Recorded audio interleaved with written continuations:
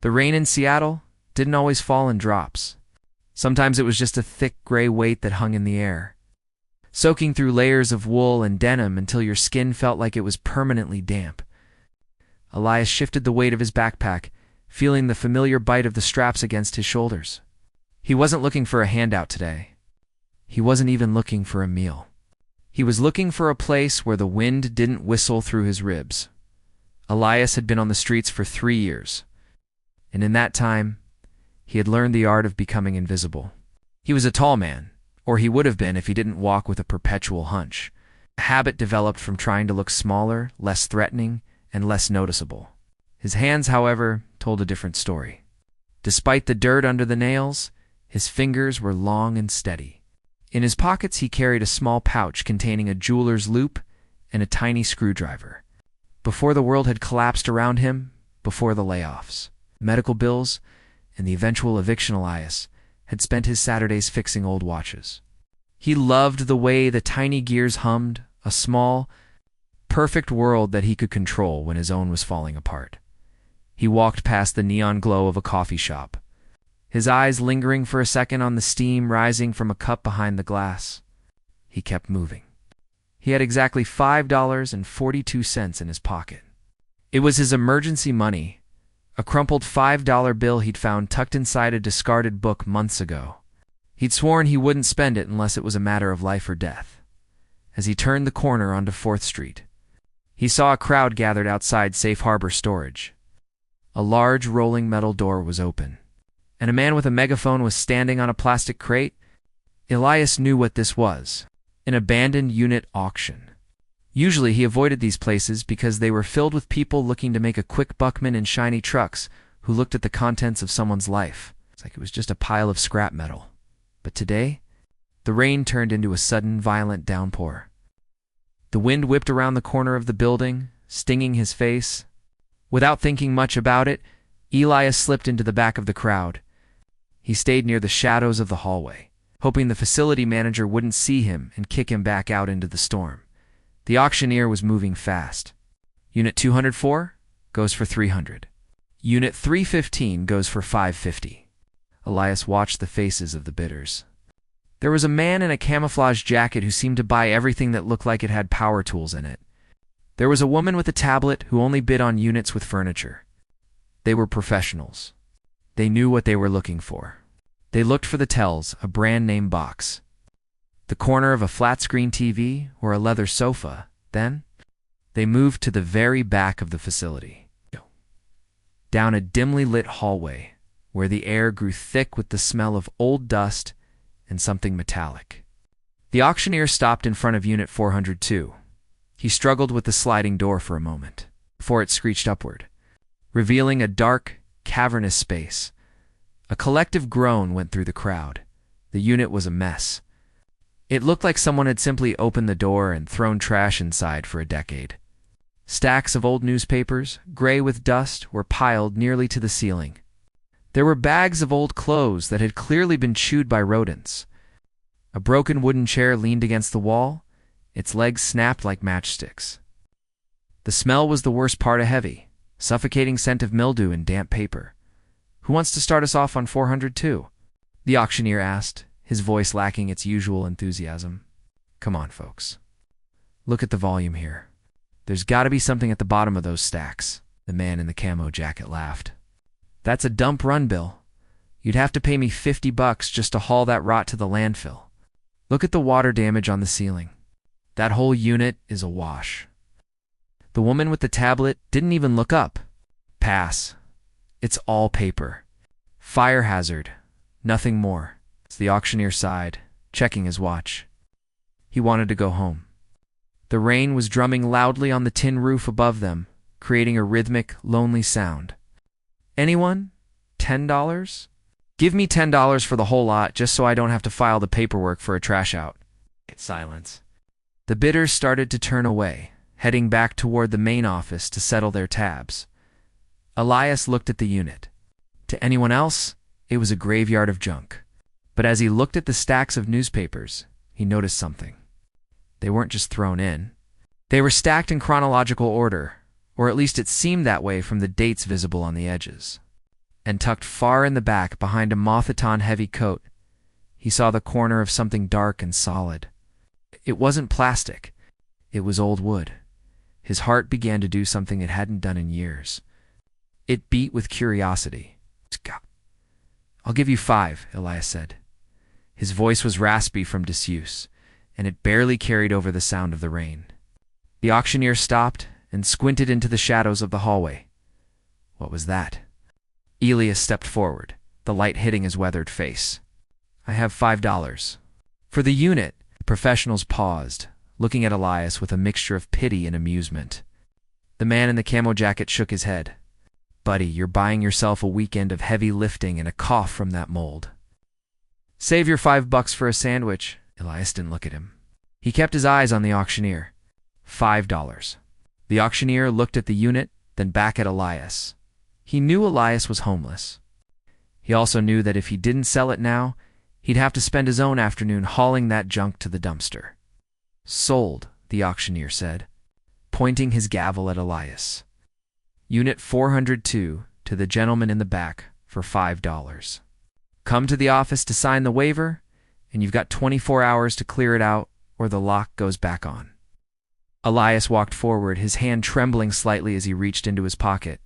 He pulled out the crumpled $5 bill. It felt heavier than it had 5 minutes ago. As he handed it over, he felt a strange sense of ownership.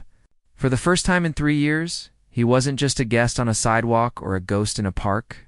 He had a key. He had a door. He had a space that belonged to him. Even if it was only for 24 hours. The crowd dispersed, their footsteps echoing on the concrete. The facility manager handed Elias a cheap brass padlock and a key. 24 hours, pal. Don't make me call the cops tomorrow morning." Elias waited until he was completely alone. He stepped inside the unit and pulled the rolling door down. The sound of the latch clicking into place was the most beautiful thing he had ever heard. It was quiet. It was dry. He sat down on a stack of newspapers, the dust rising in a small cloud around him. He didn't start digging yet. He just sat there in the dark, breathing in the scent of old stories. And for the first time in a long time, Elias felt like he was exactly where he was supposed to be. He reached into his pocket, pulled out his jeweler's loupe, and waited for his eyes to adjust to the dim light filtering through the cracks in the door. The real work was about to begin. Elias sat in the silence of the unit for a long time. The only sound was the muffled drumming of the rain against the metal exterior of the building. It was a rhythmic, peaceful sound, far different from the way rain felt when you were standing in it. Inside the locker, the air was still. It was heavy with the smell of the past, that specific scent of decaying paper and forgotten things. He didn't have a flashlight, but a thin sliver of light from the hallway crept under the door, and a small, dirty window high up on the back wall offered a faint gray glow. Elias stood up and wiped his palms on his trousers. He felt a strange flutter in his chest. It wasn't fear, and it wasn't quite hope yet. It was curiosity. A feeling he thought had died out years ago. Under the weight of just trying to survive the day, he started with the stacks of newspapers. He didn't want to just toss them aside. As he lifted the first bundle, held together by a piece of twine that snapped the moment he touched it, he saw the date. July 14th, 1968. He turned a page carefully. The paper was brittle, the edges chipping off like dried leaves. He saw headlines about local elections, advertisements for cars that were now considered classics, and photos of people in clothes that looked like costumes to him. Someone was keeping a record, Elias whispered to himself. He spent the next hour moving the papers. He worked slowly, his back aching, but he didn't mind. Every bundle he moved revealed more of the floor. He found old boots that were cracked and stiff, a rusted space heater that looked like it hadn't worked since the 70s, and boxes of kitchen supplies chipped mugs, a dented whisk, and a hand-cranked coffee grinder. These were the mundane things of a life, leftovers of a person who had once had a kitchen and a home. But as he reached the center of the unit, the trash started to change. Under a heavy, oil-stained tarp, he found a collection of wooden crates. They weren't like the cardboard boxes that were falling apart. These were sturdy, built to last. Elias pulled the tarp away completely, coughing as a cloud of dust billowed up. Behind the crates, tucked into the very back corner, was the item he had glimpsed from the hallway. It was a trunk. It was made of dark, heavy wood with reinforced steel corners and a thick leather handle. It looked like something a traveler would have carried onto a steamship 100 years ago. It was out of place among the piles of old newspapers and broken chairs. This trunk had been cared for. Elias knelt in the dust, his knees clicking. He reached out and touched the wood. It was cool and smooth. He tried to lift the lid, but it was locked. A heavy brass padlock hung from the front. It was old, but it wasn't rusted shut. It looked like it had been oiled recently. Recently, in terms of the decades this unit had been closed. Elias reached into his pocket and pulled out his small pouch of tools. His hands were steady now. This was what he knew. He took out a thin piece of metal and a small tension wrench he had fashioned from a discarded windshield wiper bone. He closed his eyes, letting his sense of touch take over. He inserted the tools into the lock, feeling for the pins click. The sound was small, but in the quiet of the storage unit, it sounded like a gunshot. Elias let out a breath he didn't know he was holding. He removed the lock and slowly, carefully, lifted the heavy wooden lid. He expected to see jewelry or maybe stacks of old cash. He expected the kind of things people usually hide in locked trunks. Instead, he saw rows upon rows of small, round metal tins. They were organized in wooden dividers, each one labeled with a handwritten date and a location. September 1963, Birmingham. August 1965, Watts. April 1968, Memphis. Elias picked one up. It was a film canister. Underneath the canisters were several leather-bound journals. He picked up the top one. The leather was soft, well-worn, and dark brown. He opened it to the first page. The handwriting was elegant but hurried. The script of someone who had a lot to say and not much time to say it. "My name is Julian Thorne," the entry began. "If you are reading this, it means I am either dead or I have finally lost the strength to carry these boxes. They say a picture is worth 1,000 words, but they don't tell you that some pictures are too heavy to bear." Elias felt a chill go down his spine. He wasn't looking at junk. He was looking at a ghost. He sat on the floor, leaning his back against the cool wood of the trunk, and began to read. The journal told the story of a man who had spent his life in the shadows of the most important moments in history. Julian Thorne had been a photographer, but not the kind who worked for the big magazines. He was a man who went where the light was dim. He took photos of the people in the background, the tired faces of marchers, the quiet grief of families, the unspoken tension in a city before a riot. Elias looked at the film canisters again. There were hundreds of them. If the journals were true, these tins contained images that the world had never seen. Lost moments. Secret histories. As he dug deeper into the trunk, he found a smaller velvet bag. Inside was a camera. It was a Leica, an old model, but it felt like a piece of jewelry in his hands. It was heavy, made of solid metal and glass. Elias held it up to his eye. He looked through the viewfinder. The world inside the storage unit was blurry and gray, but as he turned the focus ring, the dusty newspapers across the room popped into sharp relief. For the first time in years, Elias didn't feel like a man who was hiding from the world. He felt like a man who was looking at it. He realized then that the trash in the rest of the unit was a shield. Julian Thorne had piled the newspapers and the broken furniture in front of this trunk to protect it. He wanted to make sure that anyone who opened this door would see nothing but garbage and turn away. He was waiting for someone who would be willing to look closer. He was waiting for someone like Elias. But as the excitement settled, a cold reality set in. Elias had 24 hours. The facility manager didn't care about history. He cared about an empty unit. If Elias didn't move this trunk, it would end up in a landfill by tomorrow afternoon. Elias looked at his hands. They were thin and scarred. He looked at his worn-out shoes. He had no truck. He had no money. He had no one to call. He was a man with a treasure and nowhere to put it. He stood up and looked at the pile of junk he had cleared. He had a choice. He could take the camera and a few journals, things he could fit in his backpack, and walk away. He could sell the camera for a few $100s, enough to stay in a motel for a month, to eat hot meals, to buy a new coat. It was the smart thing to do. It was the survival thing to do. But then he looked at the name on the journal. Julian Thorne. Elias thought about his own life. He thought about how quickly he had been erased when he lost his job. He thought about how people walked past him on the street as if he were made of glass. He knew what it felt like to be forgotten. He closed the trunk and sat on top of it, guarding it. He wasn't going to let Julian Thorne be erased. Not today.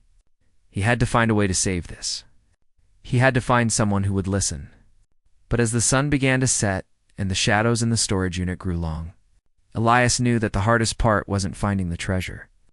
It was convincing the world that a man like him was allowed to hold on to it. The night inside the storage unit was colder than Elias expected. The metal walls seemed to pull the heat right out of his body, but he didn't mind the chill as much as he usually did. For the first time in years, his mind wasn't occupied with where he would find his next meal or which doorway would offer the best protection from the wind. Instead, his mind was decades in the past, traveling through the pages of Julian Thorne's journals. He had pushed some of the old newspapers into a corner to make a makeshift seat. By the dim light of a small hand-cranked flashlight he'd found in one of the utility boxes, he read. The journals weren't just a diary. They were a roadmap of a man's soul. Julian had written about the fear he felt standing on the front lines of history with nothing but a piece of glass and a shutter button to protect him. He wrote about the people he had photographed, the unnamed heroes of small towns. The mothers who stood tall in the face of injustice, and the children who played in the ruins of a changing world. They look at the fire, one entry read, dated August 1965. Everyone looks at the flames. But I look at the man trying to save his neighbor's cat. I look at the woman holding her daughter's hand so tight her knuckles turn white. The fire is the news, but the hands are the truth. Elias ran his thumb over the ink. He understood that. He knew what it was like to be the person in the background that no one noticed. He felt a profound sense of responsibility settling over his shoulders. This wasn't just a find, it was a trust. As the sun began to rise, casting a weak, pale light through the high window of the unit, the reality of his situation returned. He heard the distant sound of a heavy gate opening. The storage facility was waking up.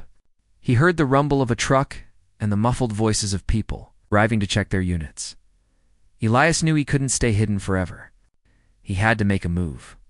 He took a small piece of paper from the back of the journal and a stubby pencil he kept in his bag. He needed to reach out to someone, but who? Most people saw a man in his clothes and stopped listening before he even opened his mouth. He thought about the local university. They had a history department, didn't they? Or perhaps the downtown museum. He remembered walking past the glass front of the city archive building many times, looking at the black and white photos displayed in the lobby. Before he could make a plan, he heard footsteps approaching his unit. They were heavy, confident footsteps, not the cautious shuffle of a fellow tenant. There was a sharp knock on the metal door. "Hey! In there! You still alive?" It was the facility manager. Elias stood up, his joints protesting the cold. He slowly rolled the door up. The bright morning light blinded him for a moment. The manager stood there, holding a clipboard, looking at the piles of paper Elias had shifted. "You've been busy," the manager said, squinting into the unit. He stepped inside, his boots crunching on the debris. His eyes immediately landed on the wooden trunk. "What's this?" "I thought this unit was nothing but trash." It's personal items," Elias said, his voice coming out stronger than he expected. "Historical records." The manager walked over to the trunk and put a hand on the lid.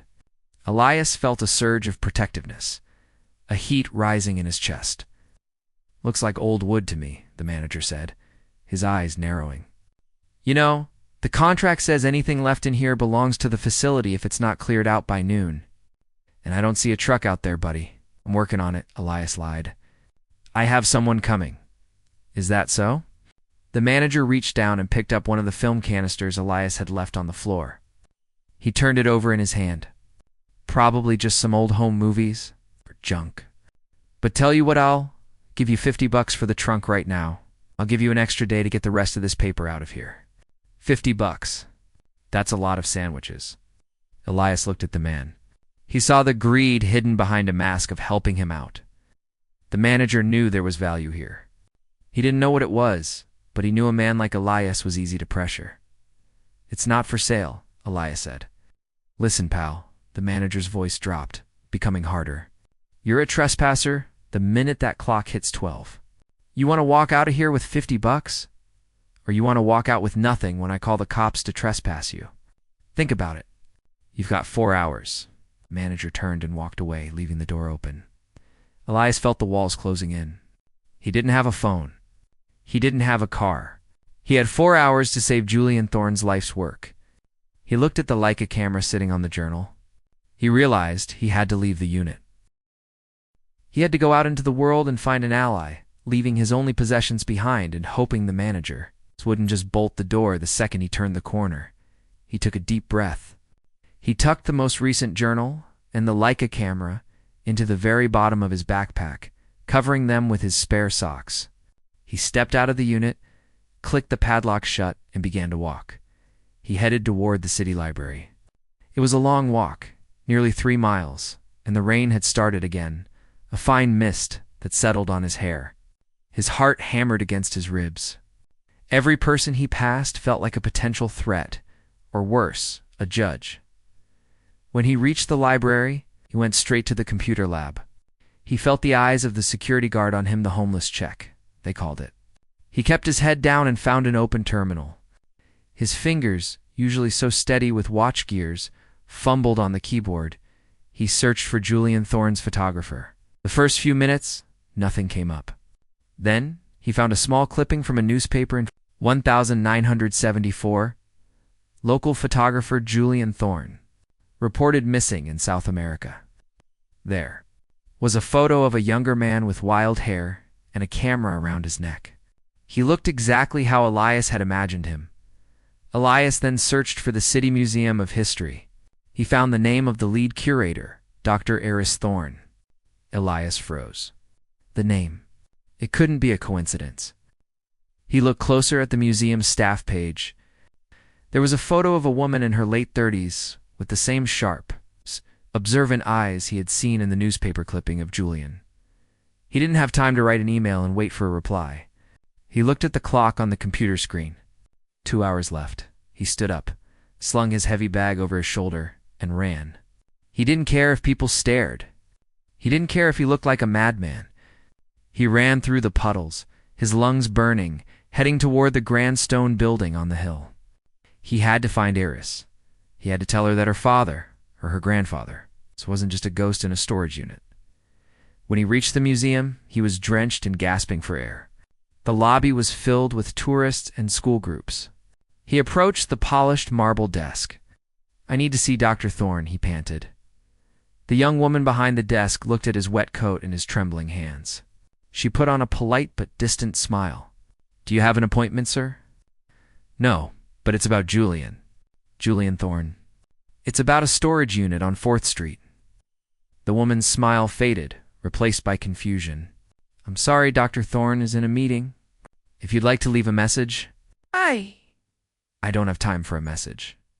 Elise's voice rose, and a few people turned to look.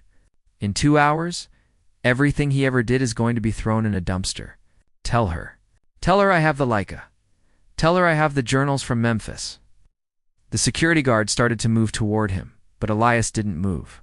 He reached into his bag and pulled out the old leather journal. He held it up like a shield. "Just show her this," Elias pleaded. "Please." The woman at the desk looked at the weathered leather, then at the guard, and then back at Elias's eyes. Something in his desperation reached her. She picked up the phone. The lobby of the museum felt like a different world. The air was filtered and cool, smelling of floor wax and old stone. It was a sharp contrast to the biting wind outside and the heavy metallic scent of the storage facility. Elias stood near the desk, his boots leaving dark, wet patches on the white marble floor. He felt the weight of every eye in the room. The security guard had stopped about 5 feet away, his hand resting near his belt, watching Elias with a mixture of caution and pity. Elias didn't look at the guard. He kept his eyes on the woman at the desk. She was talking into the phone in a low voice, her eyes darting back and forth between Elias and the leather journal he still held tightly in his hands. "Yes," she whispered into the receiver. "He's here now." He mentioned the name Julian. "In Memphis. He's holding a book. It looks very old." Listened for a moment, then nodded and hung up. She looked at Elias, and this time her expression had changed. The professional mask had slipped, revealing a flicker of genuine curiosity. "She's coming down," the woman said. "Please, sit over there." She pointed to a sleek, wooden bench against the far wall. Elias walked over and sat down. He felt the backpack between his feet, the hard shape of the Leica camera pressing against his calf. He felt like he was holding a live wire. Every second that passed was a second closer to noon. In his mind, he could see the storage manager standing outside Unit 402 with a pair of bolt cutters and a trash bin. He could see the stacks of Julian's life being tossed into the back of a truck, like they were nothing more than wet cardboard. 10 minutes passed, then 15. Elias watched the elevators. When the doors finally slid open, a woman stepped out. She was dressed in a dark suit, her hair pulled back in a neat bun, but there was a frantic energy in her step. She looked around the lobby until her eyes landed on Elias. She walked toward him, ignoring the security guard who tried to step in her way. She stopped a few feet from Elias, her breath coming in short, sharp hitches. "You have something of Julian's?" she asked. Her voice was steady, but Elias could see her hands shaking. Elias didn't say a word. He simply held out the leather journal. She took it with a reverence that made Elias's heart ache. She didn't open it at first. She just ran her fingers over the cover, feeling the texture of the old leather. Then she opened the front cover. Her eyes skipped over the first few lines of Julian's handwriting, and she gasped, a small choked sound that she tried to hide. "Where did you find this?" she whispered. "Safe harbor storage." "Unit 402, Elias said. "There's more.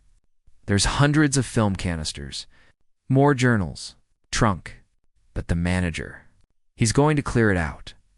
He said I had until noon." Reese looked at her watch. It was 10:45 a.m. "That unit was my father's," she said, more to herself than to him. We thought everything was lost when his apartment was cleared out after he had disappeared. We didn't know he had a locker." She looked at Elias, really seeing him for the first time. She saw the frayed edges of his coat and the exhaustion in his eyes. She didn't see a homeless man. She saw the man who had brought her father back to life. "We have to go," she said. She turned to the receptionist. "Call the director. Tell him I'm taking the museum van, and tell him to authorize an emergency acquisition fund." Now, the next hour was a blur of motion. Eris grabbed her coat and led Elias to a white van parked in the museum's loading dock. As she drove through the city's streets, she wove through traffic with a fierce determination. She asked Elias 1,000 questions: how he found the unit, why he bid on it, what else was inside. "I just didn't want it to be thrown away," Elias said, looking out the window. "I know what it's like when people decide your things are just trash." When they pulled into the storage facility, it was 11:40 a.m. The manager was already there. Standing in front of Unit 402, he had a large rolling bin with him, and he was reaching for the padlock with a heavy pair of cutters. "Hey!" Elias shouted, jumping out of the van before it had even fully stopped. The manager turned, scowling. "You're late, pal." "And I told you, no truck, no deal. This stuff is mine now." Reese stepped out of the van behind Elias. She was holding her museum ID and a stack of legal documents she had grabbed from her office. "I am Dr. Eris Thorne, lead curator of the City Museum," she said, her voice ringing out across the cold concrete hallway. "That unit belongs to the estate of Julian Thorne. This man is the legal owner of the contents by way of a public auction. He is currently under the protection of the museum's legal team. If you touch that lock, you are interfering with a historical recovery." The manager looked at the van, the ID, and the sharp professional woman standing in front of him. He looked at Elias, who was standing tall for the first time in years. The manager's bravado vanished. He lowered the bolt cutters. I was just getting ready to help him move it, the manager muttered, stepping back. Move aside, Eris said. Elias stepped forward and unlocked the door. As the metal rolled up, the gray light hit the stacks of paper. Eris stepped inside, and for a moment she was silent. She looked at the mounds of newspapers, the broken furniture, and then her eyes found the trunk in the back. She knelt in the dust, just as Elias had done the night before. She touched the canisters, reading the labels. Tears tracks began to clear lines through the dust on her cheeks. He kept it all, she whispered. He kept everything. The next few hours were filled with the sound of careful work. A team from the museum arrived with white gloves, archival boxes, and padded crates. They didn't treat the contents like trash. They handled every newspaper, every rusted tool, and every film canister as if it were made of gold. Elias stood by the door watching them work. He felt a strange mixture of relief and sadness. The unit was being emptied, and soon he wouldn't have a door to lock behind him anymore. He would be back on the street, back to being invisible. He started to shoulder his backpack, preparing to slip away while everyone was busy. Where are you going? Eris asked. She was standing by the van, watching the crew load the wooden trunk. You've got it from here, Elias said with a small, tired smile. It's in good hands now. That's all I wanted, Elias. Wait, she said, walking over to him. You bought that unit. Legally, all of this belongs to you. The museum wants to buy the collection, but more than that, we need someone who knows how it was organized. You found it? You've already read the journals. You have an eye for detail that most people don't. She reached into her pocket and pulled out a business card, but then she stopped. She saw the way he looked at the card, and she realized he didn't have a phone to call her or an office to visit. Come back to the museum with us, she said. We have a guest suite for visiting scholars. It has a bed, a shower, and a kitchen. Stay there while we process the intake. We need your help to identify the locations in these photos. We'll pay you a consultant's fee. Elias looked at the white van, then at the storage unit, which was now almost empty. He looked at Eris, who was looking at him with genuine respect. I'm not a scholar, Elias said quietly. You're the man who saved my father's legacy, she replied. In my book, that makes you the most important person in this city. Elias took a deep breath. He felt the cold Seattle air, but for the first time, it didn't feel like it was trying to beat him down. It felt like a fresh start. He climbed into the passenger seat of the van. As they drove away from the storage facility, Elias looked back one last time. Unit 402 was empty, the door wide open. He didn't need that dark, dusty room anymore. He had a key to a different kind of future. The transition from the concrete floor of a storage unit to the soft carpets of the museum's guest suite felt like waking up from a dream that had lasted 3 years. For the first few days, Elias found it hard to sleep in a real bed. It was too quiet, too soft, and far too warm. He spent a lot of time sitting by the window, watching the city below, realizing that for the first time in a long time, he didn't have to worry about where he would be when the sun went down. But Elias didn't spend his days resting. True to her word, Eris gave him a job. Every morning, he would go down to the basement of the museum where the Thorn collection was being processed. It was a sterile white-walled room filled with light tables and high-tech scanners. A far cry from the dusty shadows of Unit 402. The museum staff treated him with a kindness that felt strange at first. They gave him a clean set of clothes, simple, sturdy work pants, and a soft sweater, and a badge that had his name on it. No last name, just Elias. It was enough. His task was to work alongside the archivists. While they handled the technical side of developing the old film, Elias sat with the journals. He became the translator of Julian's life, because he had spent those quiet hours in the storage unit reading by flashlight. He understood the context of the photos better than anyone else. One afternoon, Eris came into the lab holding a freshly printed photograph. It was a black and white image of an elderly man sitting on a porch, holding a small wooden carving. We can't find a record of this location, Eris said, her brow furrowed. The canister just said the carver. Do you remember anything from the journals about a wood carver? Elias didn't even have to think. He closed his eyes and remembered the entry from the third journal. Page 84, Elias said softly. Julian wrote about a man named Silas in a small town outside of Nashville.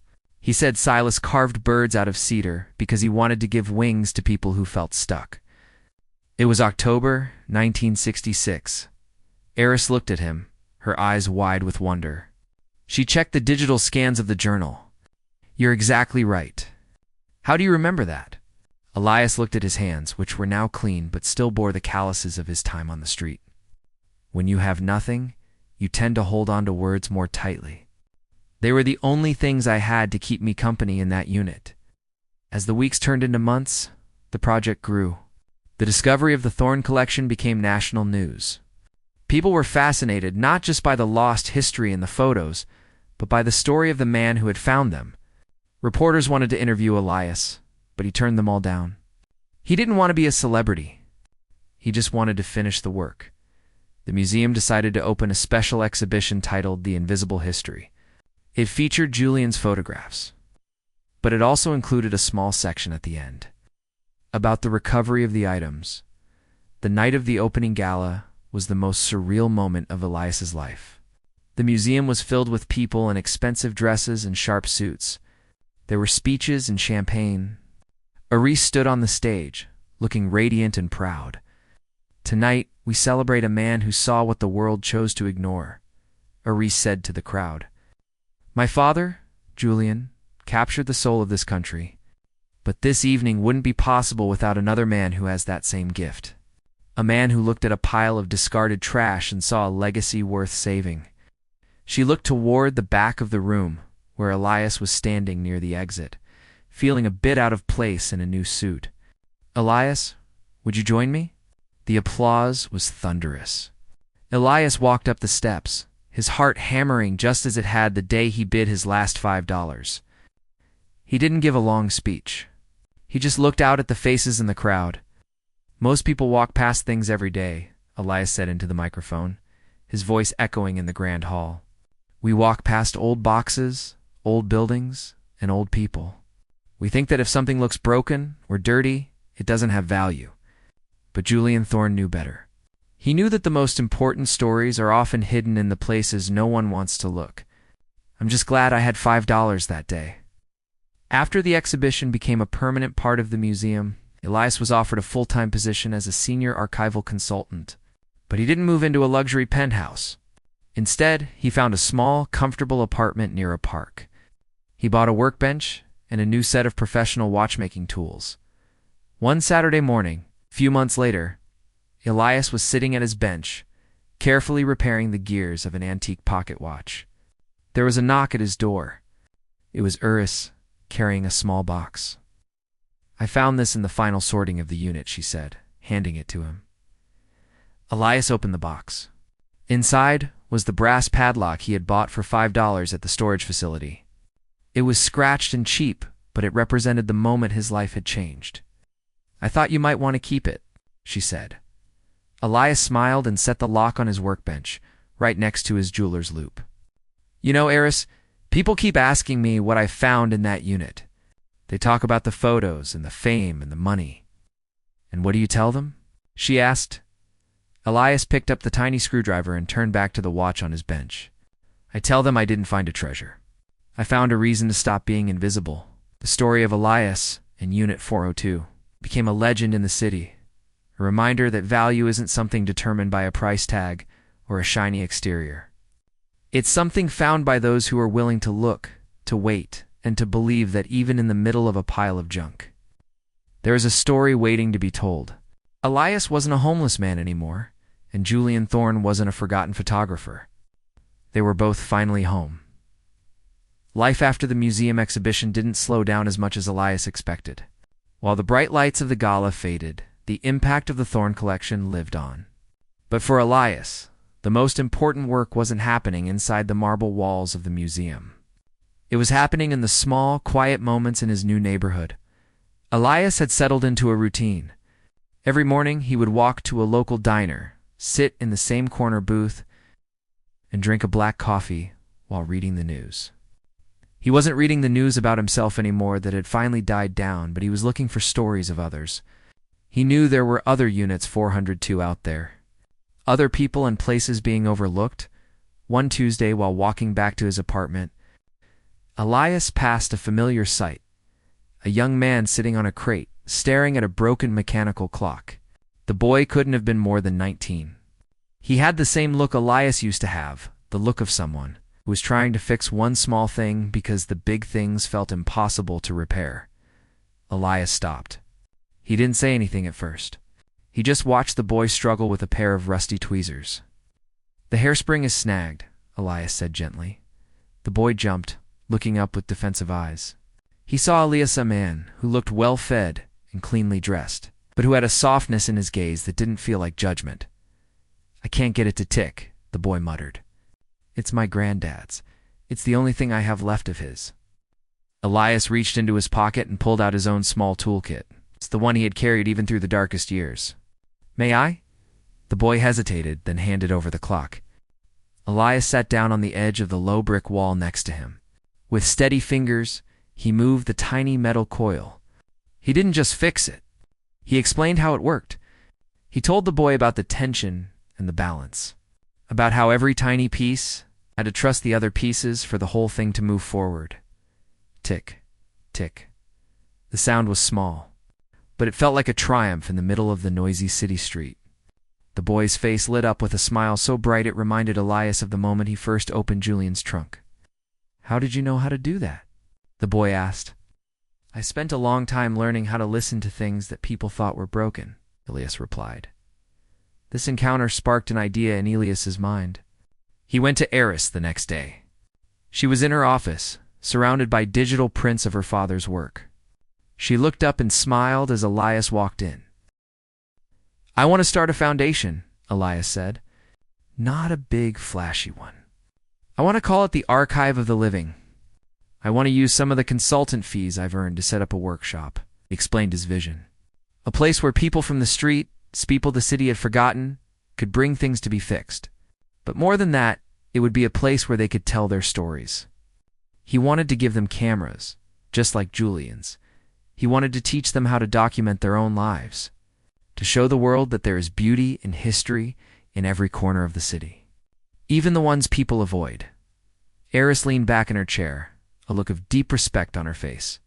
"Elias, that is exactly what my father would have wanted. He didn't want his photos to just be art on a wall. He wanted them to be a bridge." Within a few months, the workshop was open. It was a renovated garage in an area of the city that most developers ignored. The walls were lined with workbenches for watches, electronics, and old furniture. But the most popular section was the story room. Elias spent his days there. He wasn't the famous guy who found the storage unit anymore. He was just Elias. He listened to a woman talk about her life as a schoolteacher before she lost her home. He helped a veteran repair a radio while they talked about the sounds of the desert at night. He realized that the $5 he had spent on Unit 402 wasn't just a lucky bid. It was an investment in a different way of seeing the world. One evening, as Elias was closing up the shop, he saw an old man standing in the doorway. The man was holding a battered leather suitcase. He looked tired, his clothes dusty from travel. "I heard there was a man here who looks for things," the old man said. "I try to," Elias answered, stepping forward to help with the suitcase. "I don't have much," the man said, opening the case to reveal a collection of hand-carved wooden birds. "But I heard about Julian Thorne. I knew him long ago. We were in Memphis together. He told me that if I ever needed someone to remember me, I should look for the man who keeps the keys." Elias felt a lump in his throat. He realized that the legacy of the storage unit was growing. It wasn't just about the past. It was a living, breathing thing that was bringing people together. He invited the man in, made him a cup of coffee, sat down to listen.